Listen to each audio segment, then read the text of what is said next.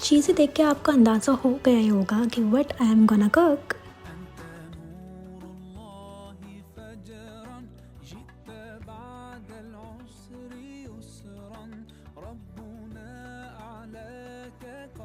लेकिन आज मैं कुछ कुक नहीं कर रही थी बल्कि बेक कर रही थी। बेकिंग करेंगे आज हम मिलकर। हम बनाने जा रहे हैं केक, मतलब अपनी लाइफ का फर्स्ट केक। मैंने अपनी सारी चीज़ें एक तरफ की और लकीली मेरे पास वो सारी चीज़ें मौजूद थी जो एक केक के लिए चाहिए होती हैं। खैर मैंने इसको मेल्ट करने के लिए माइक्रोवेव में रख दिया और ये चॉकलेट मेरे पास पिछले 1 साल से रखी हुई थी और ये ख़त्म होने का नाम नहीं ले रही थी। पहले तो मैं काफ़ी देर तक सोचती रही कि मुझे ये इनिशिएटिव लेना भी चाहिए कि नहीं, कहीं ऐसा ना हो चीज़ों को ज़िया हो जाए और मैं बिला वजह वीडियो के चक्कर में उल्टा इंसल्ट करवा लूँ अपनी। लेकिन फिर मैंने सोचा कि ज़्यादा से ज़्यादा क्या होगा, ख़राब होगा, और खैर इतना रिस्क तो इंसान ले ही सकता है। लेकिन बना के ट्राई करके देखते हैं, अगर अच्छा बन गया तो फिर तो वाह वाह हो जानी है।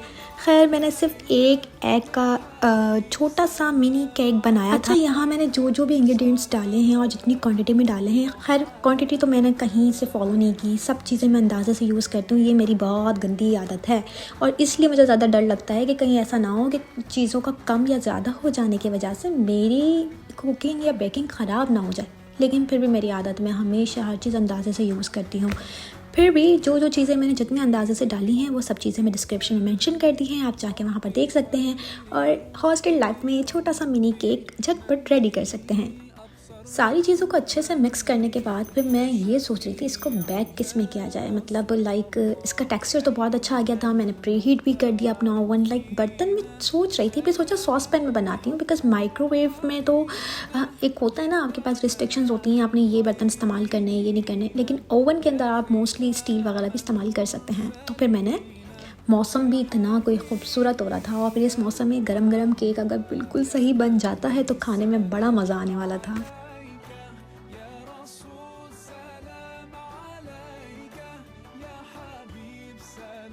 यहाँ अच्छे से ग्रीस करके फिर मैंने इसके ऊपर हल्के से बादाम की टॉपिंग कर दी। लिटरली मैं यहाँ बादाम डालते हुए ये सोच रही थी अगर ये केक बिगड़ गया तो मेरी ये चंद बादामें भी ज़ाया जाने वाली हैं।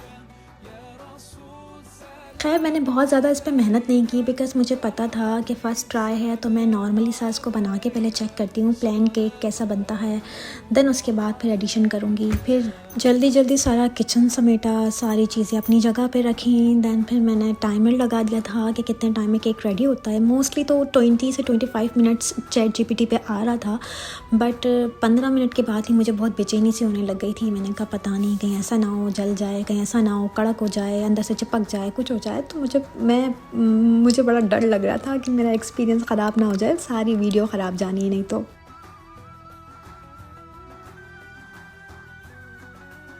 जल्दी जल्दी किचन समेटा, अपने आप को रेडी किया ताकि केक को एंजॉय कर सकूं। मैं अंदर से यही सोच रही थी बनेगा बहुत मज़े का। पॉजिटिव थॉट रखनी चाहिए, पॉजिटिव।